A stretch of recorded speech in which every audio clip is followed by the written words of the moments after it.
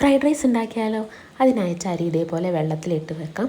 തിളച്ച വെള്ളത്തിലേക്ക് ഈ അരി ഇട്ട് അതിലേക്ക് ആവശ്യമായ ഉപ്പും 1 ടേബിൾ സ്പൂൺ വെളിച്ചെണ്ണയും കൂടി ആഡ് ചെയ്ത് വേവിച്ചെടുക്കാവുന്നതാണ്. ഒരുപാട് വെന്ത് പോവാതെ നോക്കണം. വേവിച്ച അരി ഇതേപോലെ ഊറ്റി മാറ്റി വെക്കാവുന്നതാണ്. ഒരു പാൻ ചൂടാക്കി അതിലേക്ക് കുരുമുളക് പൊടിയും ഉപ്പും ഇട്ട് കോഴിമുട്ട അതേപോലെ റോസ്റ്റ് ചെയ്തെടുക്കാം.